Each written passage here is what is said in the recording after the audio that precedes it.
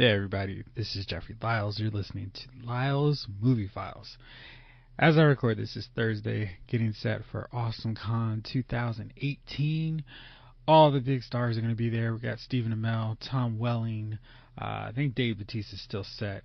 They had a couple cancellations, but it's going to be a great event all the same. Scott Snyder, Tom King, Dan Jurgens, a slew of great comic book creators are going to be there. And I'm sure we're going to see a ton of cosplay. Hopefully I'll have lots of good photos and potential interviews lined up for later on down the road. As for this show, got a lot of fun stuff going with this one. We're talking Black Lightning. I finally caught up, so we got a big discussion about that. We're also talking Walking Dead, and there's all kinds of discussions, as usual, about that. And we've got one big question that I needed the guys to help me out with. Why haven't I bought Star Wars The Last Jedi on Blu-ray? It came out Tuesday, and I still don't have it in my collection. So I'm sure you'll find those answers very interesting as we get on to a new episode of the show. Hope you enjoy. All right, everybody. It's Jeffrey Lyles. You're listening to a new episode of Lyles Movie Files.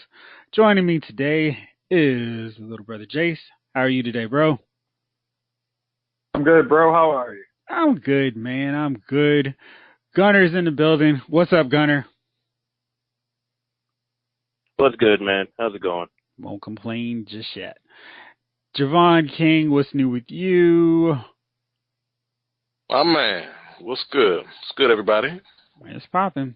Ed Chief, what's up with you, bro? Everything's good. What's going on, fellas? Good, man. Good to hear you're wide awake and ready to go as usual. Long day at work? No, I did not go in today. Oh, nice.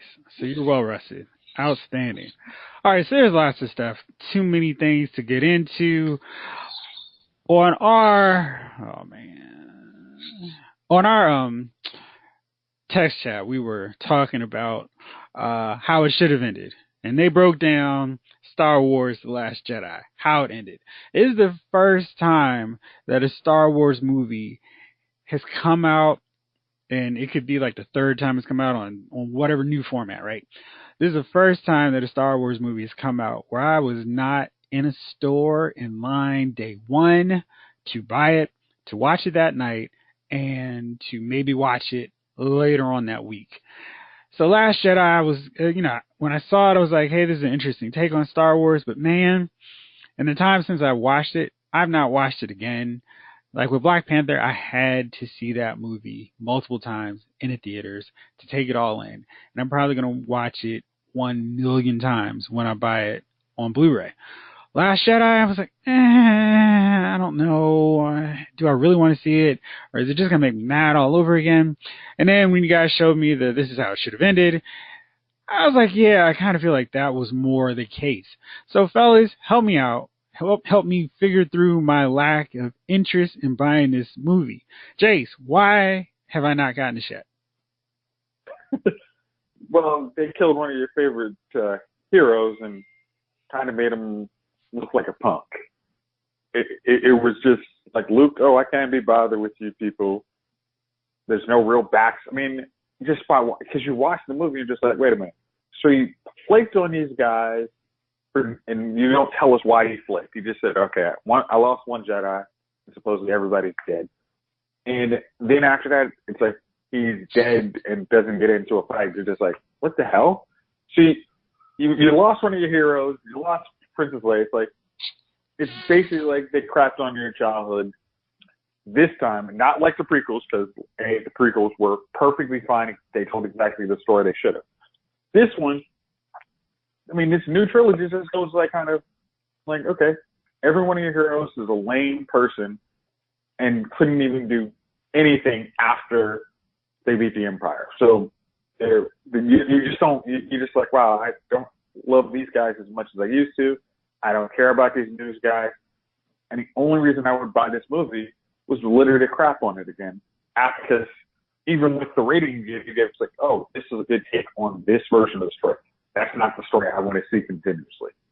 Yeah.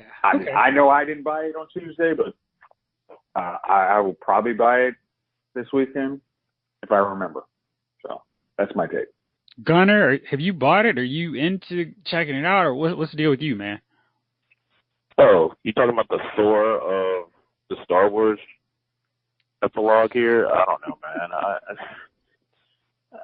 I'll get it to complete my collection, but I'm still not thrilled about being left with these characters, you know?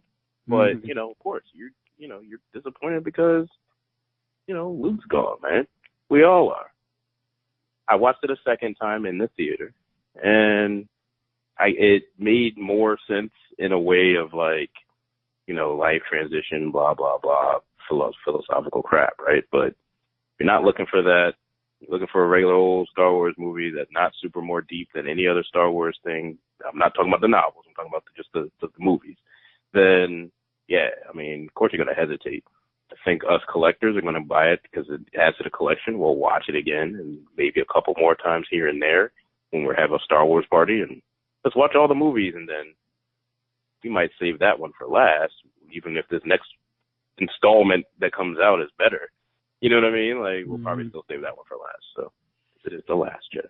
Yeah, it was funny. So, I don't know. Yeah. It's just lackluster, It's lackluster. It's not Iron Fist bad, but it's not, it's not Black Panther. I like that Iron Fist is the becoming a Jedi. barometer for bad things now.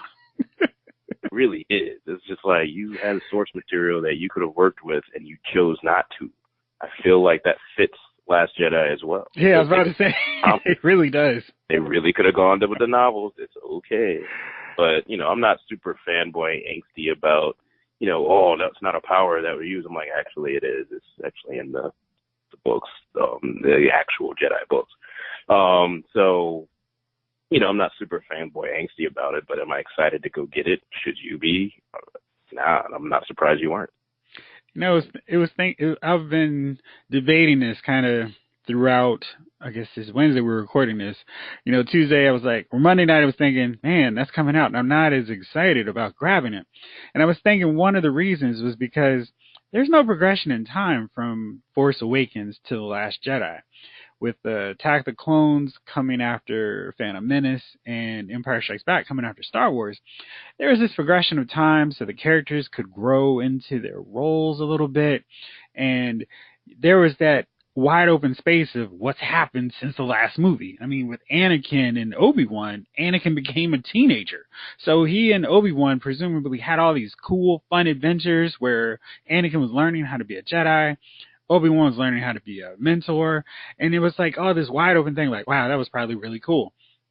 With Star Wars and Empire, it was like, man, Luke, Han, Leia, and Chewie were probably getting into all kinds of fun trouble, messing up the Empire before Empire Strikes Back. I mean, we know they've been on the run for a while, so you had all this imagination of, wow, I bet they were doing this and they were doing this. With Force Awakens to Last Jedi, it's like a second, and she's handing him the lightsaber, which he promptly tosses over the mountain. So it's just this weird thing where it's like Finn is still the same Finn as he was in Force Awakens. Poe doesn't change at all, and Rey is maybe even a little bit more conflicted than she was in Force Awakens. Javon, what was your thoughts on this, man? And are you looking forward to getting it? Nah. I'm going to quote Charlie Brown from Leaders of the New School. It's doo-doo. I'm sorry. I tried to like this movie when I went to see it.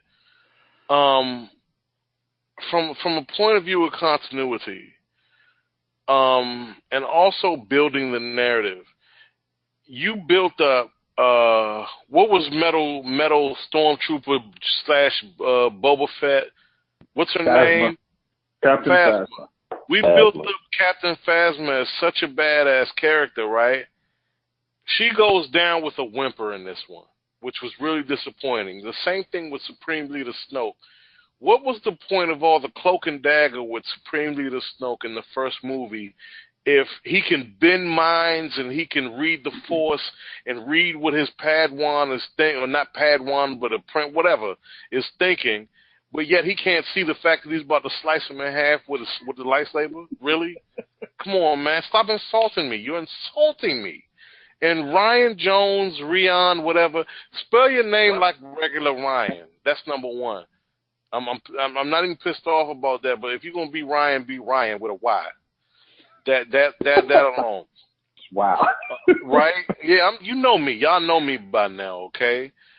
So look, you overthought this one, and you really kind of overjumped the moon here with giving us narratives that didn't make sense.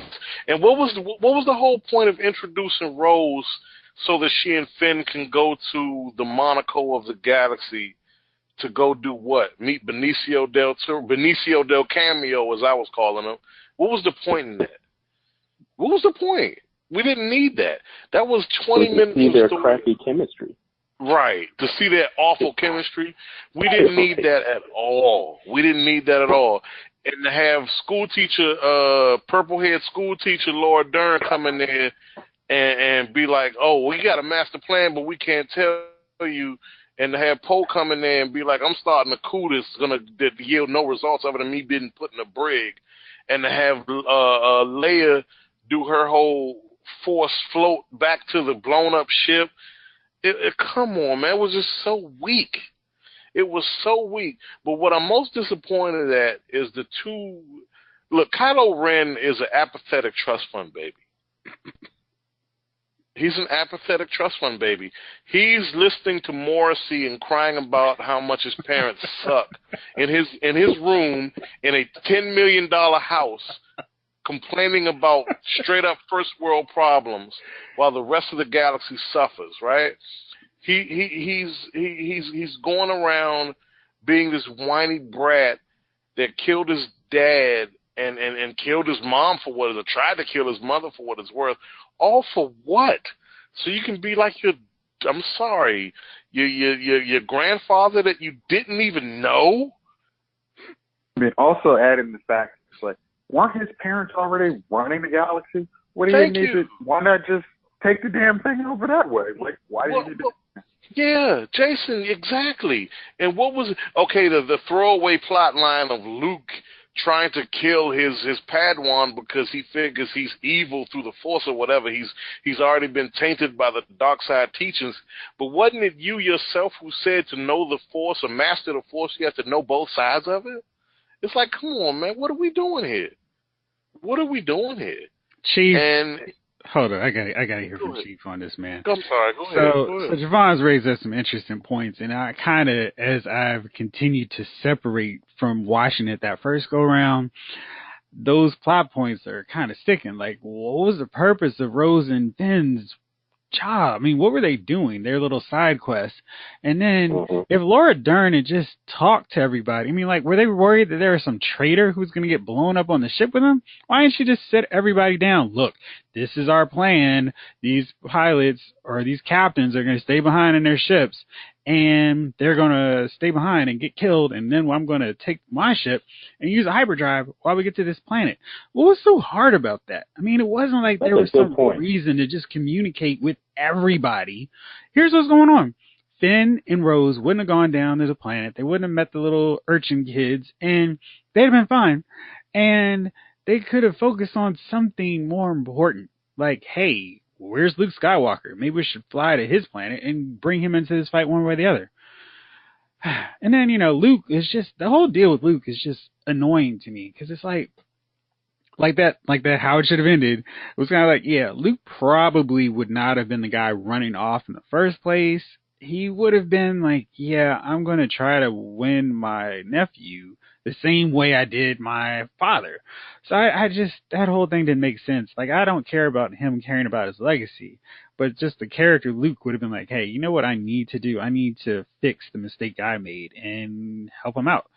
So Chief, help me out here, man. Why am I not so excited about this movie or watching it again and buying it? I mean, I know what Gunnar said about complete the collection, but man, I almost feel like going retroactively back and selling off Force Awakens. You realize that's my only argument, right? I was going to say, that actually sounds like the better argument, actually. It ended after Return of the Jedi. No, but the thing was, I love Rogue One. Rogue One was great. And if Solo can somehow be good, I'll be totally on board with buying that. I'm just not really liking the post Return of the Jedi stories. So everybody has a valid point about this Star Wars here. There was a million things wrong with it. And you can pick probably 24 things that make you hate the movie, or not even want to see the movie again. Which I don't know how you felt about it. Which for me was the whole hologram sequence fight with. I'm gonna tell you what, and you guys are gonna be like you. I watched the Twilight series, right? Mm-hmm. So the last movie of Twilight, they had this big ass battle, and I remember watching. I mean, everybody was getting killed. It was. He was like, oh, he was like, oh man, everybody's dying. Oh, this is fantastic. I didn't think it was gonna end like this.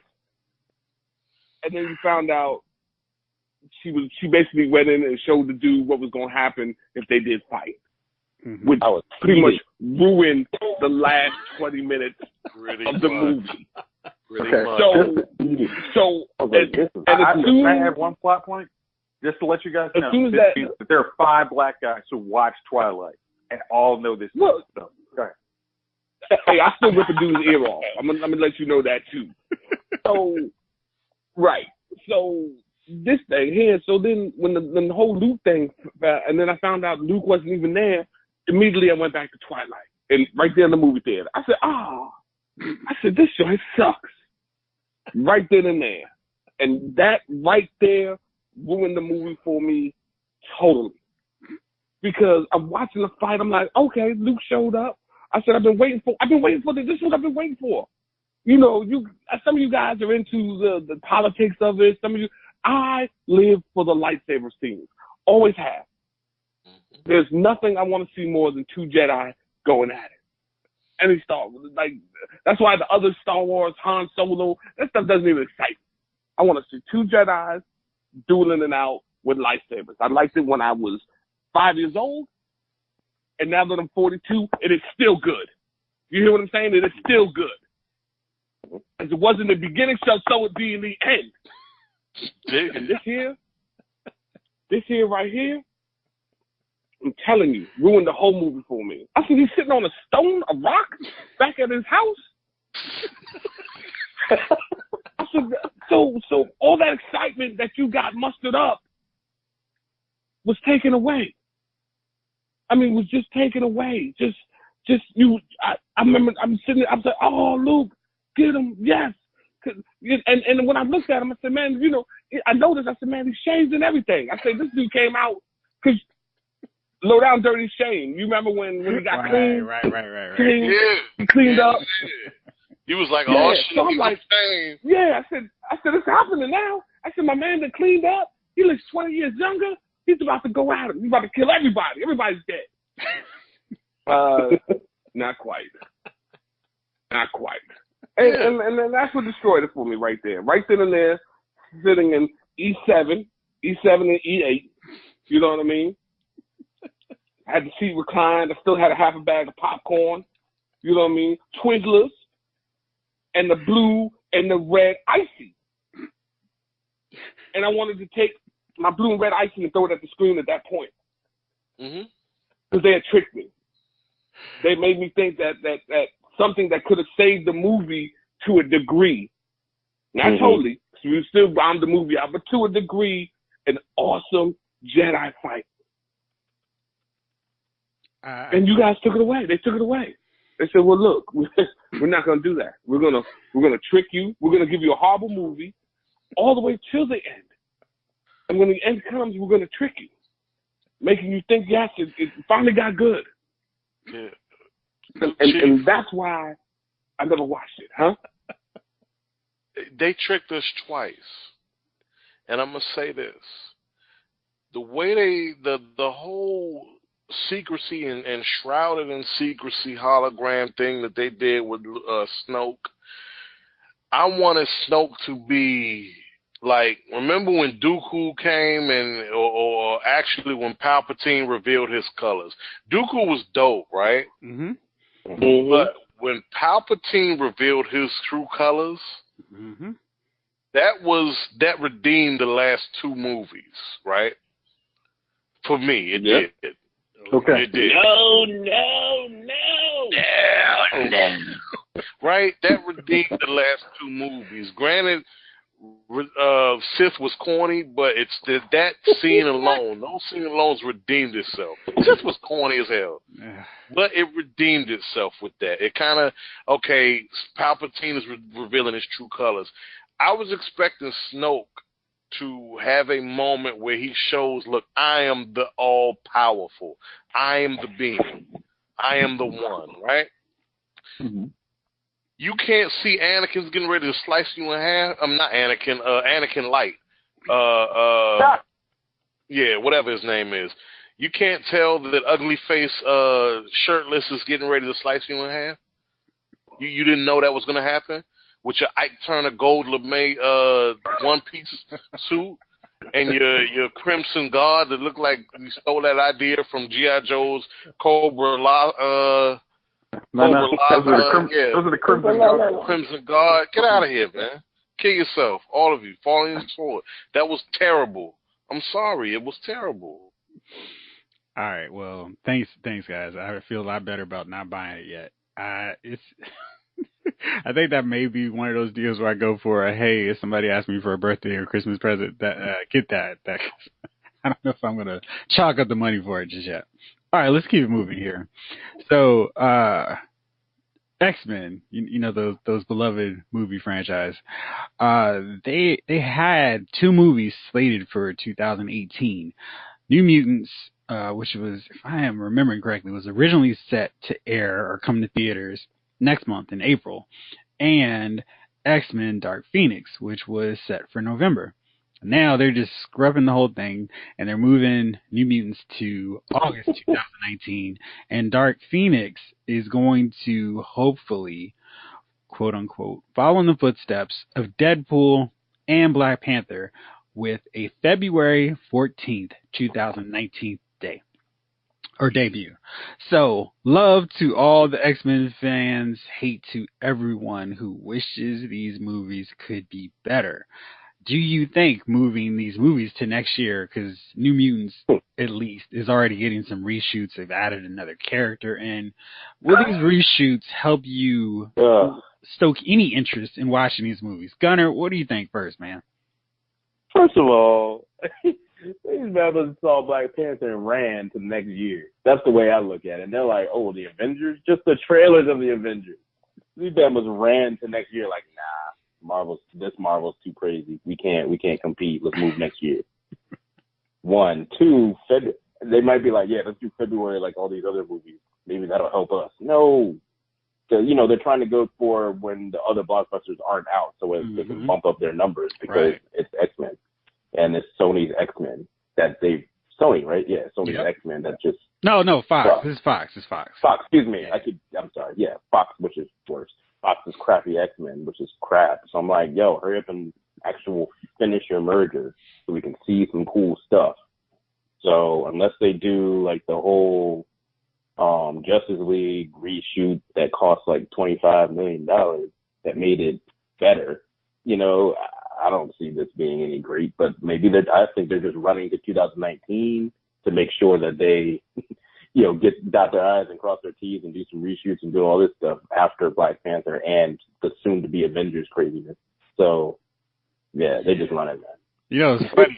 They're still not going to escape it because 2019 has, in December, Aquaman comes out. So if Aquaman changes the tide for, oh man, that was a bad pun, which was totally unintended. So if Aquaman becomes a big hit in December, it's probably going to carry over into January. And if it's really big, if nothing else is major comes out, because there's no Star Wars in December, maybe that carries into February. When Captain Marvel come out? I don't know. I know it's 2019, but that one, at least from the costume, it actually looks like it's going to be an actual Captain Marvel movie / Shazam, and could be really fun. So I don't know, man. And then no, not DC. Then Avengers 4. I'm sorry, not DC. I'm not DC. I'm talking about Captain Marvel.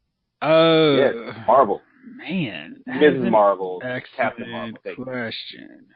But yeah, Captain Marvel Shazam is coming out in 2018 too, Let me find. Oh my gosh. Yeah, man. I mean, You there's also, no you also realistic. figure Harry Potter's coming out too. When is that? Like, That's December? December. Oh, That's December. Like that's like Okay. Harry Potter time. So I mean, I know it's a very different. I mean, it's in theory a different audience, but I think. I mean, honestly, I think they're just trying to like. Going back to what Gunnar said, I think they're just trying to run the clock out. Like you could really have it if New Mutants was ready. They could release that and it wouldn't be an issue. It They're was trying to set go for like, next month. I know, that's what I'm saying. Like, so they're literally just like, hey, you know what? Let's just scrap this idea. Like, let's just scrap it. Let all this go to Disney. They'll come up if they want to do it. It'll see the light of day. But right now, just call it. Like Phoenix is especially. It's like even going back to what you said about Last Jedi, where there's like some time. There's going to supposedly some time between Apocalypse and Dark Phoenix, but it's like nobody's excited after seeing that Apocalypse only made $155 million domestically. You don't want to come up being the next superhero movie that comes up like looking so pathetic compared to those numbers. Like none. It's just like no. Just like if Disney wants to let this movie come out, that's fine. But we don't let this. This is finally. It looks like Fox is finally tapped out, saying, "Hey, we're out of the X-Men game. Like let Deadpool come out because Deadpool is its own unique thing, but we're out of this X-Men game now." We could only hope. Chief, what do you think about all this, man? Does moving matter at all to you? I haven't been excited about X-Men since the first one. So, you know what I mean? I'm not going to rush out to see this one. As a matter of fact, I get to the point where I hate to see them drop now. They're just garbage movies. And people,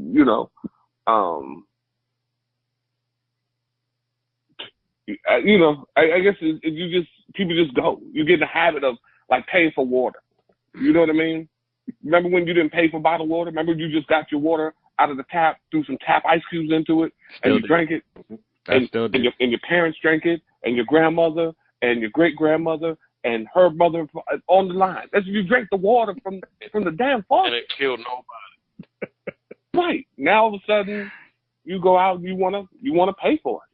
And I think this is really the same with these X-Men movies. You can watch an X-Men cartoon. They used to come on TV. It was good. Yeah. It was free. Yeah, free. Now you want to go out and pay for yours. And let me tell you, a lot of times there's garbage in that bottle. You know what I mean? Toilet water. Right, Anacostia is fine. You know what I mean? So, and that's what the X-Men franchise has become. You know what I mean? Creek water. It's toilet water. Yeah, it's just that. Unflushed. You had the last one. Have you watched the Apocalypse thing? I don't even. You know what? I can't even tell you how Apocalypse died because I use it to go to sleep. When I'm having trouble go to sleep, you put on the X-Men Apocalypse, and I sleep like a baby after that. After the first 10 minutes, I'm done. So I just don't. They can postpone it. They'll do what they want. If let me just say this: if you go into the garbage can and you bring out some rotten meat, and you put that rotten meat on a plate and you sprinkle it with your finest paprikas and salt and condiments, and it's still rotten meat. Stewart and your Holly Berry, you say? Yeah. You know what I mean? It's not going to be any better. And that's what so they can reshoot and sprinkle some salt on it and add some pepper and what's that Salt Bay with the salt and the paprika and all that good, the thyme. You know what I mean? Put a little parsley on it. Go ahead. Once you bite into it, you'll know that taste isn't for you. So that's the X-Men in this whole thing. It's rotting meat the freshest condiments put on it because the costumes look good, the characters looks when you're looking at the previews, you're like, oh, okay, yeah, I can see that. They use the Himalayan sea salt, but you already know what the meat is. You're not gonna eat that meat. That's the greatest analogy ever. It really was. Pretty much. That's exactly what happens when you don't use the source material. Oh man, That is dead on. That was bravo, dude, bravo. So there's something I'm a lot more excited about. This is the Captain Marvel Gunner was talking about. So Marvel announced that in addition to Samuel L. Jackson, who's going to be reprising Nick Fury, Clark Gregg is actually going to be coming back to the Marvel Cinematic Universe in the movies and not just on Agents of S.H.I.E.L.D. He's going to be in the movie, and so is Lee Pace, who played Ronan in Guardians of the Galaxy, and John Honsu, hopefully I said his name correctly, because gosh, a nightmare to pronounce for me, who's also going to be correct. Those guys were the two of the bad guys in Guardians of the Galaxy. So I love that they're actually taking advantage of this 90s setting of Captain Marvel to bring back some characters who are dead, not around anymore, and bring them into this movie, because I always thought Ronan was a good villain, and now we get to see him again and his number one henchman, and we get to have some fun with this. So what do you guys think about this? Because I'm really excited, and I'm always happy to see Coulson back in the MCU proper, and I'm so annoyed that we have not seen him in the movies just to be like, hey, everybody, I'm still alive. Jace, how about you? What do you think about this, man? I like seeing the fact that Coulson's coming back, especially watching S.H.I.E.L.D. this season. I'm really glad that he will be back, even just for like a 5-minute cameo. That would be good enough. And Captain Marvel. I do like the fact, especially since I like the fact that Captain Marvel's going to have some Kree bad guys that we already know about. So we're like, you remember him from Guardians of the Galaxy? Oh yeah, that was so cool. Oh yeah. So that callback will help that. And then you have like folks like us who are like, oh okay, so and so's back. I mean, you're gonna have a young Samuel Jackson with 2 eyes. Oh, that's cool. You're gonna have Maria Hill is probably a junior agent. Like, oh, okay, this is fun. So, hey, you might even see Alexander Pierce. You never know. So that could be like some cool, fun stuff to talk about in Captain Marvel. And then, it looks like she actually has like a decent enough costume. So it's like, oh, okay, this is once again Marvel reminding us, like, oh, use the source material and don't poo-poo everybody and make a joke like the X-Men tried to. Would you like to see us in colorful outfits? Ha ha ha. Yes, I would. Yes, actually. Really, I want to see you in comic book freaking costumes. I don't need y'all to look like extras in the Matrix. Let's see. Gunner, what do you think about this? Yeah, I'm down. I've been down for this movie since they announced it. I'm like, yeah, I was like, oh, they casted great. Okay, all right. Oh, we got the costume down. Okay, now the villain's cool. Hey, I checked the roster as well. Jude Law playing Marvel. Yeah, he's going to be the Captain At the same time, he's going to be Dumbledore too in the same year. That's kind of cool, man. He's all over. Look at Jude Law get his career back on track. I love it.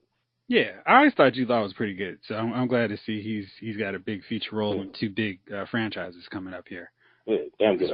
But yeah, no, I'm down. I'm just curious to see how the Marvel situation fits in, because they're really building this as Captain Marvel, not Mrs. Marvel, and because it's 2018, and so I'm like, okay, I just want to know. Hopefully they limit them a little bit. Maybe they'll do a little bit better than Supergirl did the first season, but not like over the top Marvel. Here's Marvel, and I'm handing the torch, because that would just kind of defeat the purpose of it.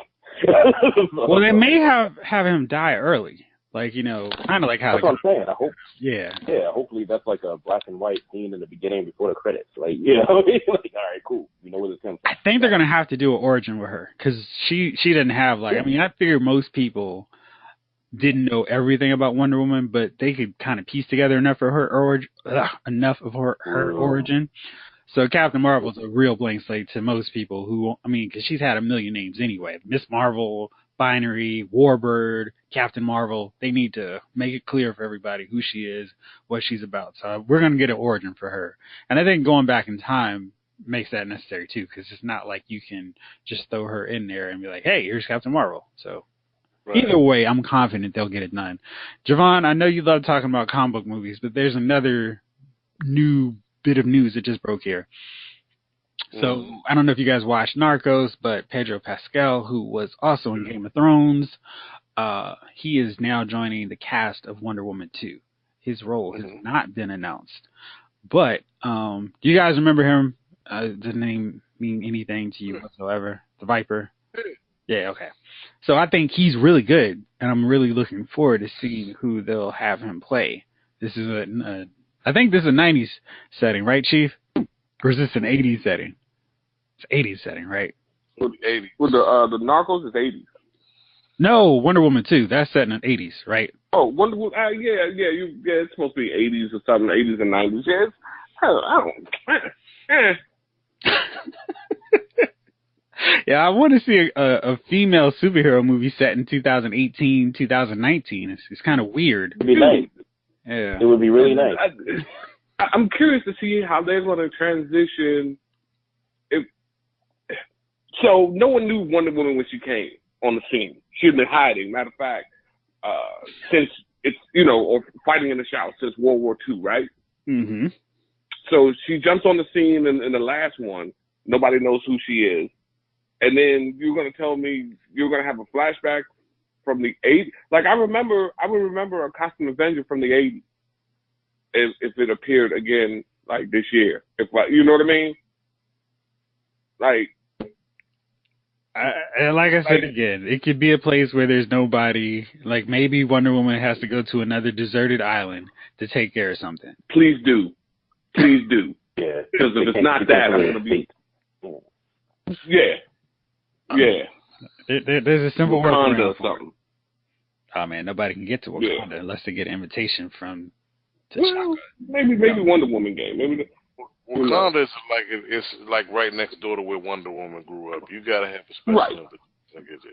Yeah, it's ultra VIP. You must have made over $200 million to get access to Wakanda.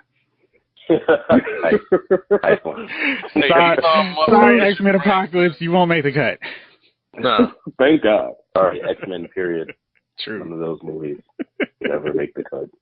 Ever. I mean, I dig it where they taking Wonder Woman. Uh-huh. You go to the 80s, whatever.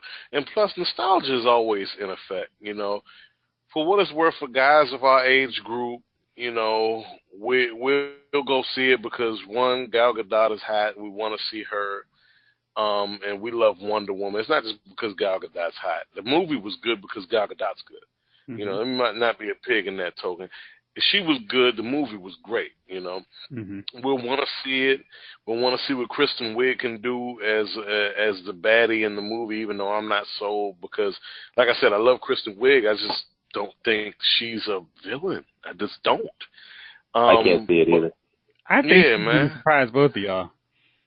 She may just, and I'm hoping for it, but I'm like, I just don't see that from her. But, like we said, it's up for debate. We'll see it when it happens. I think the nostalgic element will be cool because, for what it's worth, we're talking Wonder Woman 40 years into her society, into this world, 40 years in her integration into the society of the world that she's in now. So that ought to be funny to see what Wonder Woman is up to circa 1987 with shoulder pads, triangular forms, and big hair, right? Mm-hmm. Right, listening to Duran Duran or Tears for Fears or whatever. That ought to be funny, seeing if she's driving a 250Z or 300Z, whatever, I just hope that they do it right and they don't just bargain on the fact that you want to see Gal Gadot as Wonder Woman again. And I'm hoping also that they don't corn up Kristen Wiig. I just don't know where they're going to go with her as a villain. I'm hoping they don't corn it up. But I'm also hoping that she's not going to try to be too serious. It would be great if she could be like Wonder Woman's Joker. You know what I mean? But she's not cracking. Yeah, she's not cracking jokes on a constant, but she's at least engaging, funny, and kind of sinister. Let's see what they do with that. If they could pull that off, great. Otherwise, if it's like Vigo and from Ghostbusters 2, this is gonna be a disaster. Massive evil. Had to mess with my boy. Right? It's not legal. That's not legal. All right, let's move on to another DC hero. Because I spent the last couple of days catching that big time on Black Lightning, and of course I missed last night's episode, but I'm caught up the rest of the way. I know. So, Black Lightning, I caught the first 4, I guess, right on time, right? And then I kind of was like, I'll just binge the rest and review them, thanks to Jessica Jones. And Gunn, I want to talk to you about Trish, but we'll get to that in a second. So, Black Lightning's been really, really good. And it's been one of those shows where I love that it came out the same year as Black Panther, because we're getting different portrayals of Black heroes on the big screen and the small screen. And I love that family is the main focus of both of those. So, T'Challa had Shuri, his mom, his whole, Dora Milaje, and Jefferson Pierce has his ex-wife, and he's got his daughters as his support system. And I just love how they don't insult the family unit, where it's like it's important even though Jefferson and Lynn aren't together. And I'm still not totally sold on the need for his first season to have his daughters as his sidekicks, but I think they've handled it really well and still allowed him his moments and not insult audience intelligence, because I don't feel like I've watched any episode where I'm like, who would do that? That's stupid. Where I feel like I do all the time on every other superhero TV show, including ones that I like Arrow and Flash. So Gunnar, what have you thought so far? What has Black Lightning made for you as a TV viewer? It met every expectation I had of it. There's certain moments that exceeded it. Like the villains are starting to get. I mean, the villains are the villains, man. And I'm like, I like a good villain, and they got like 3 of them really. Throughout the whole series so far, right? Right. So I'm like, this is great, and you just missed. Well, they've introduced 4 of them now, right? Really, when you think about it, because of the that organization, the head of the organization, right? Again, we used to work for. Yeah. Old boy from Shield. A man from Shield. So you didn't see the last one, but they had another reveal about who else works for that organization that's embedded in the neighborhood, and it's like I had a guess of who it was because foreshadowing. But I was like, oh, all right, corny TV comic book TV show, foreshadowing. I mean, it must be her, must be him, must be them. So, but I have been impressed. They haven't. I mean, I haven't been like, this is like watching the first season of Arrow. Right? I'm just like, there's no way they're gonna go wrong ever until like probably season 4, 5, 6, or whatever we're on now. Exactly. Has anybody, Chief? I know you've been watching Black Lightning. What do you thought about it? It's been good so far. I have no complaints about Black Lightning. We other than the ones we discussed about the suit. I did tell you. I said that drug dealer died too soon. Remember that? Yeah, you did. Yep. I did say that, and I felt there was something more to that dude's story. And it seems like there is. Yeah. So I thought of you as soon as that happened. I was like, there you go. It's funny, as soon as you said that, I was like, wait till you watch this week's episode. Yeah, I was like, okay, my man, he made an appearance. He's crazy now, but yeah, he's a Morgan. Okay. Morgan, I got it. I'm with you. I get it. And I was surprised they well, everybody's caught up to at least this episode, right? Yeah. Jeff missed. Okay, so I'm surprised they Jeff missed yesterday. girl got smited. Just got the singer. Oh, Jill Scott. Yeah. Yeah, I was surprised. Hey, I didn't see that coming. Yeah, man. I was like, whoa. I thought she was gonna make it out. I said, okay, she's gonna make it out. I was like, oh, Right. Yeah. Well, I was wrong about that. And I was I like, did not okay, call those are that just- correctly. Yeah, I was like, oh, she just got stunned. Oh no, they just Right. I was like, okay. Oh, she is definitely not stunned. Yeah, so you know, nothing I love more than a show where nobody's safe. Oh, You know, man. you know what I mean? You just served that up so perfect. I've got to move on right now to The Walking Dead. That was perfect segue. All right, so Walking Dead this week. I had some problems with this episode. There were some really cool moments, but there were some real problematic parts throughout this one for me. So we're at our this all season, Jeff. I know. Well, I feel like there have been some really good episodes where I haven't had any issues with.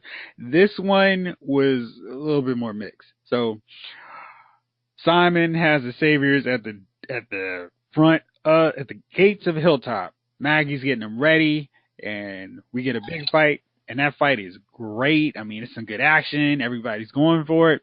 And then Simon is picking up the leftover parts of Negan's plan, and the Saviors have their Walker gut infected weapons, and they're killing and slashing up people. Not even killing, they're just slicing them up. And then later on in the episode, dudes start waking up and becoming walkers. Now, I had some questions about that, which I know you guys had as well, but my main problem with it was you guys just had this big battle where the Saviors came on your front door and started attacking y'all.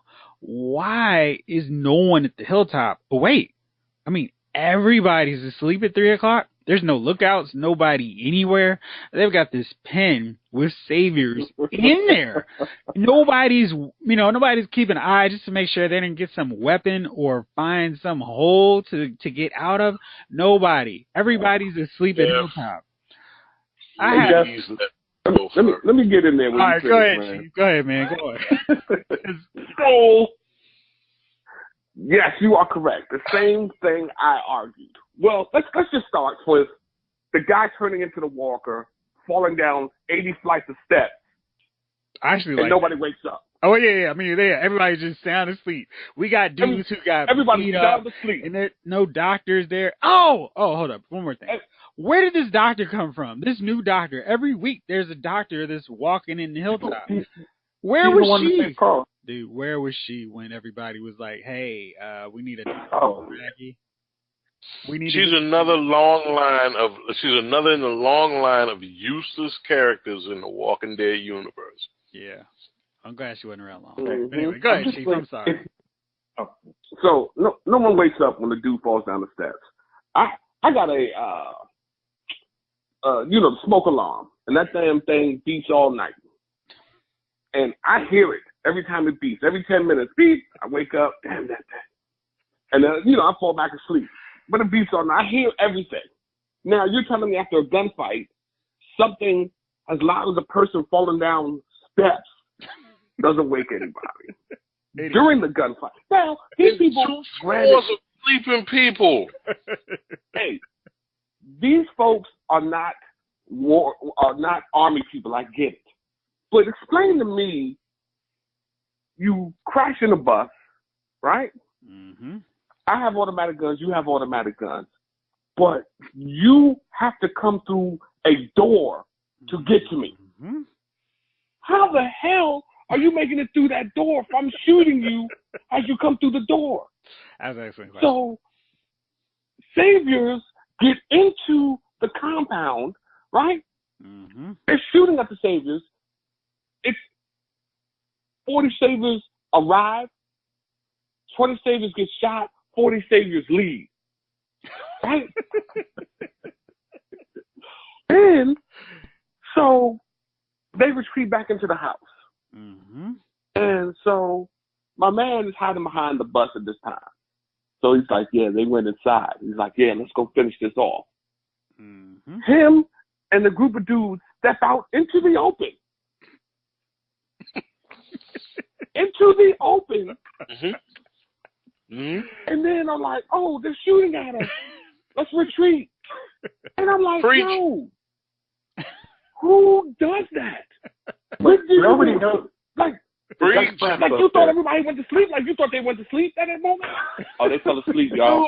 They went inside and probably laid it down. Dude. So that's one.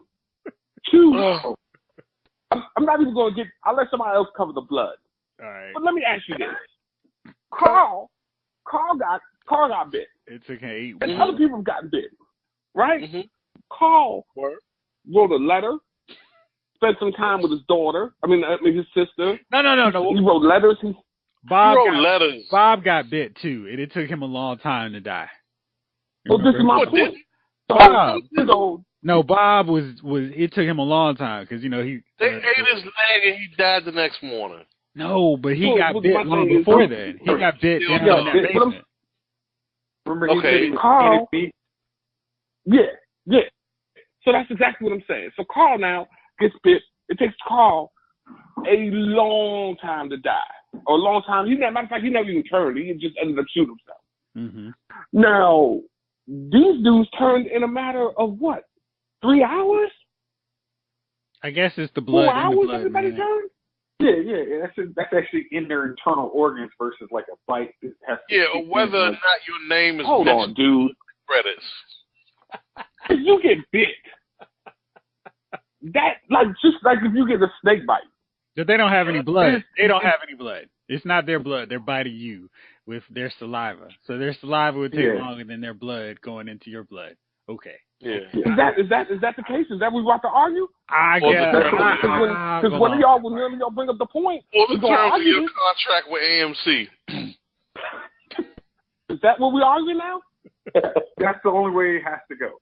Because otherwise it doesn't. Is that you, Jace? Is that you in the background with that?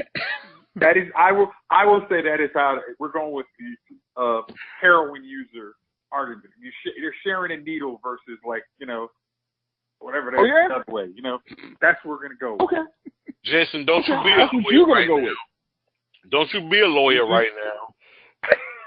Hey, let me tell you something. Jason's he's kind of firmly on that ground there. But hey, Jeff, man, we're gonna have to argue that blood thing. I'm gonna let you guys. All right, Javon, you got something now, man? Or Jace, you got something on it? Go for it. No, Jason, you want to go first? Please go first. I'm gonna leave. This episode had its enjoyable moments, but Lonnie picked the first one. Then it was like, okay, how Simon's like, I'm smart enough to try and take over this organization. I left Negan. There's probably Negan running around, but I'm okay. And I have some plausible deniability. Everything goes bats up. We'll say that. But when we see the lights off, they've already set one trap for you. As soon as you come in the compound, they set another trap for you. So then they turn the lights off. Don't you think, hey, you know what? We might have stabbed a couple of them. We might have done enough. No, I'll defend Simon on this one. So Simon is not a master strategist. He is a bull in the china shop, and they're hiding, they're cowering. Be on the lookout. But he's cocky. I mean, he's like, look, I got this. I got Negan out the way now. Now I'm about to take care of this thing. Oh, okay. I got these Walker blood weapons. We're just gonna walk. Okay, Jeff. Because they're shook. So Jeff, all right. With that, they're shook again. You know what happened the last time? The only reason they got out of Alexandria was literally because you didn't make sure that they were all surrounded by walkers and burned the whole thing down. This time, actually make sure you actually burn them down. Like, literally, there's nothing else around Hilltop. Like, burn Hilltop. You already know. You just burn the house. Like, they all went into the house. Like, literally, just throw some flaming arrows, burn the house down. They're done. It's over. Like, they haven't had time to build a secret underground passage Harriet Tubman style to get out of here. Like, no, they're done. Game over. Like, so now, after that was my little, really? Not, I didn't buy the whole boom chop chop. So now I'm going to pass it to Javon. You please take what everybody else knows. Go ahead. Okay. Couple points. Chief, you nailed it, because when old boy fell down the stairs, not for nothing, that sleeping scene in the house at Hilltop looked like the illest cocaine party I ever seen. There were people on both levels out all over the floor. It was the illest cocaine party in the history of the world. Not even Studio 54 could have done it better. Nobody has PST, like, oh, I'm shook from all this gunfire, so I got to stay up a little later. Yeah. Everybody's knocked out on the floor. We all, yeah. Jason, that's everybody's snoring. Oh, I'm used to this guy snoring, so everybody, I'll just sleep through this. Everybody was catching Z's, really? Really? The whole hilltop, we all sitting here asleep, right? Okay, bet. But, okay, I'm sorry. I don't want to jump in one more time. Like, remember when we were in the prison? We know not to just sleep just to have everybody sleep at one time because, you know, there's no centuries, nobody's up. The only person up is the 12-year-old boy with an AK-47.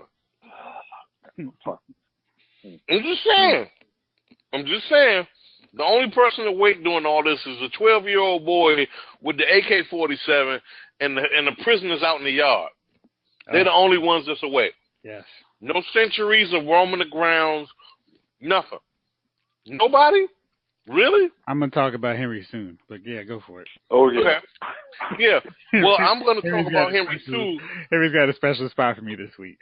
Well, I'm going to talk about Henry a little bit because I sent Jason a text message as it was happening saying, you know, throughout the history of The Walking Dead, none of the kids have been worth 5 cents. That's not true.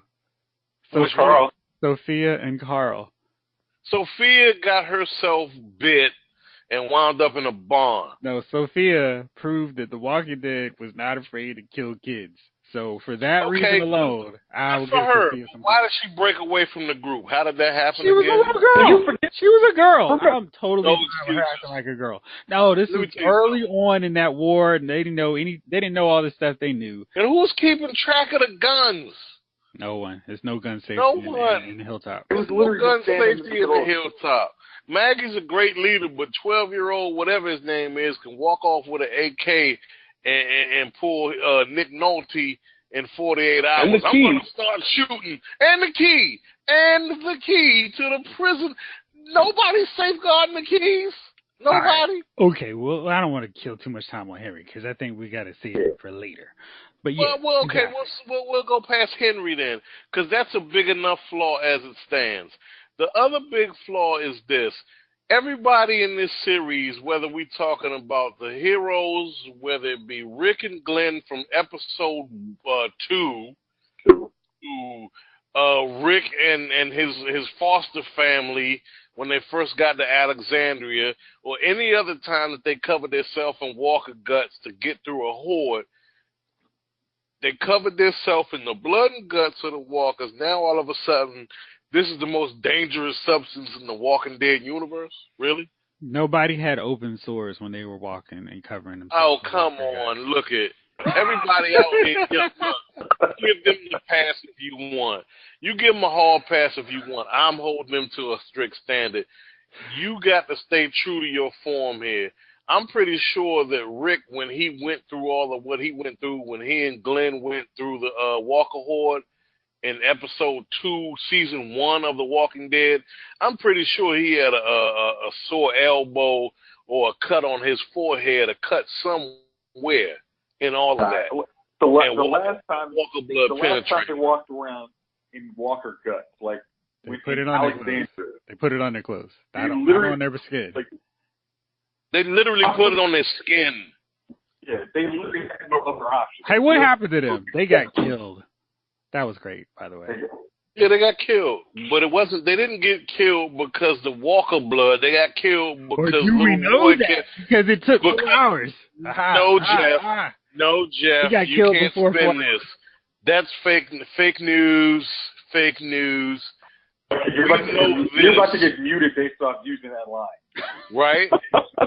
The little boy started to yell, "Mommy, Mommy, Mommy!" And that was hour 1. That was hour 1. An hour 4, he would have turned into a walker. There we go. You've closed the loophole for me. There we go. Great. I don't believe you. You need more people. You need more people. to co-sign that. All right, let's move on from Walking Dead because we get just bash this please. for a while. Walking Dead is garbage now. Okay, so guys, coming out this Friday is a new movie from Steven Spielberg, Ready Player One. I've seen it. I don't think the trailers do the movie much justice. If you have access to IMAX and 3D, I think you should see it that way. Now, based off of what you've seen, were you planning to see it? Because basically it's about a video game, kind of in the same line of maybe an Avatar, Wreck-It Ralph, and a little bit of Who Framed Roger Rabbit.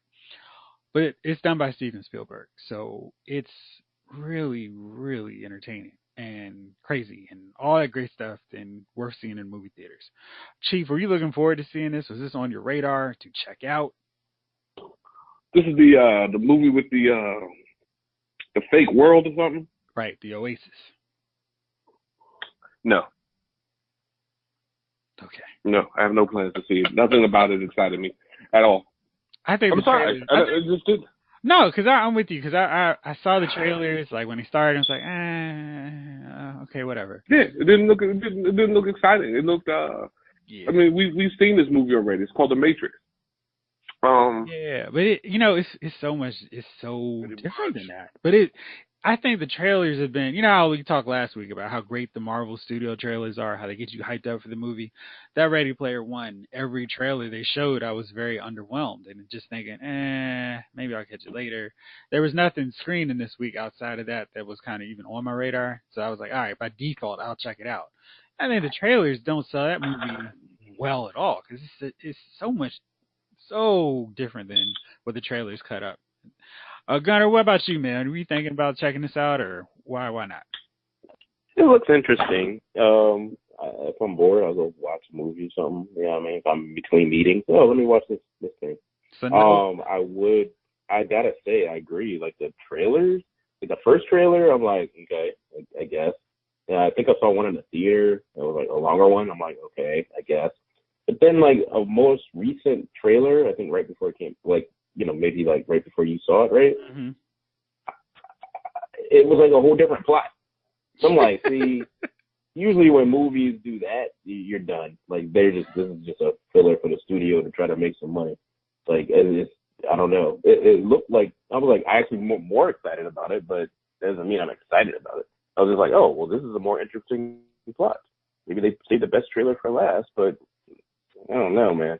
I don't need to see like 8 DeLoreans flying around. Like, I don't know, man. It's so much better than trailers. So I recommend checking it out in theaters because it's one that will be worth seeing there. I don't think it'll be the same watching it on home, watching it, the TV screen or whatever. But seeing it on the big screen is definitely worth watching. It's probably the best movie since Black Panther. I know that says nothing, but well, Jeff, that's a good endorsement. But the way, like you said, the trailer is what gets you, is what draws people who have no idea what this movie is about, are looking for something to go see on a Friday or Saturday night. It looks like every movie that you enjoy. Hey, remember Back to the Future? Remember Big Robot? Remember Thundercats? Remember everything from your childhood? Mm-hmm. Yeah, go see this in the format of like The Matrix or some garbage. It doesn't do a good enough job of selling itself. And it's not like 89 where Steven Spielberg's name just, okay, this is going to be a great movie. That don't mean nothing no more. I felt like this one was kind of a throwback to his 80s. Y'all go see it. If y'all are brave and bold enough, one of y'all check it out this weekend. Come back and let me know if I was way off base or if you thought the trailers just sucked. Okay. Will you refund my ticket? I'm not in the ticket refunding business, but you can just tell me I was wrong. How about that? That work out? Okay. I don't know, man. It's going to be a long time, but I can tell you because I'm going to watch it when it comes on Netflix. I'm good. Oh, man. That Netflix experience is not going to do it justice. Last segment. Dumbest TV character of the week. My man from Walking Dead. Which who walked out from beyond cover. The dude who's taking over for Negan. Well, since he's taking over for Negan. Okay. He doesn't care about the consequences. He's what do you say? It's better to ask for forgiveness than permission. Yes. Yeah, that dude. Yeah. All right, Okay, yeah. Nobody steps out from cover. No. Jace, how about you? I think from everybody who's watched The Walking Dead this week, it's the one and only Henry. Yes, Henry. I don't know how to use a gun, but I'm going to have the key. I'm going to go, instead of just saying outside the gate, I'm going to go open the gate door and with my AK, with somebody who could just, circle around me and knock the hell out of me and take the key and go with. So, yes, Henry is my dummy of the week. He's a tough one. He is a very, very tough one to beat out there. Gunner, you got somebody else? Last week's Trish still is reigning supreme for week 2 of this. Oh, man. I finished it. She's so terrible. Runner, oh, yeah. That's just dumb. Now, for most of us that watched Jessica Jones, she was the dumbest character, period. And then she tried to come back at the end and was like, all apologetic. She was like, nah, peace. Take your butt on a little elevator and mope. But honorable mention goes to everyone on Arrow who thinks Black Siren is good and trying to play him. Fantastic. The entire cast. Everybody. Except for William, who was finally just written off. He's just disappeared randomly, which is great. We haven't seen William in forever. I'm happy. Javon, you got one? I got a couple. First, Anderson Cooper for sitting there like a blue stick. Look, every time I see Anderson Cooper make that I'm eating the most sour candy in the world face as he's trying to listen to somebody give their side of a story and try to be engaging while making his blue steel face, his blue steel look. I just want to punch him in his nose. Anderson Cooper for half-assing the Stormy Daniels interview. When he should have been throwing darts, he just sat there and really made it about his blue steel look. So he gets one. Again, and probably until the end of The Walking Dead's run, it's going to be Scott Gimple and the writers of The Walking Dead. Y'all are just dumb. Just stop. Just stop. Period. That's what I got. All right. I'm going to go along with that, Henry, because that Joker just really annoyed me. I mean, you have a machine gun. You're smart enough to take a spear to some dude when his back's turned. And yet you need to open the door to use a machine gun. Yeah. Just place the blame where it needs to go. The writers, you guys are... No, man, I got to go with the TV characters. So the writers, even though they are to blame for some of the stupidity, I'm only going to go in front of the camera. So Henry wins it big time. All right. All right. Well, no, Scott Gimple counts because he gets in front of the counter every week or just about every week on the pointless Talking Dead with nerdy Seacrest. Like we really need this show. People watch it, man. People watch it. That's their fault. That's their fault for watching it. When Carl died, I wanted to watch that show. I needed to comfort me after he died. So I really wanted Nerdy Seacrest to walk me through what I just saw. Him and Yvette, whatever her name is, with her notebook. Go to hell. Just stop. It's a psychologist. Yeah, whatever. Yeah, soaking up camera time to talk about this show. Whatever. Well, fellas, that's going to do it for this one. Thank y'all for tuning in. Thank y'all for being so hyped up as always. All right, I think the guys did a pretty terrible job of convincing me that I do need to go pick up Star Wars The Last Jedi this week on Blu-ray, so I probably won't. I will be at Awesome Con this weekend, probably Friday and Saturday. Definitely not on Sunday because it's Easter Sunday, so I won't be there then. But hopefully I'll get some good stories and take lots of pictures of people in cool cosplay. So that's it for me. Nothing else on this end. Hope you guys have a great weekend, and thank you for listening, as always. This episode of Lyles Movie Files has been filed.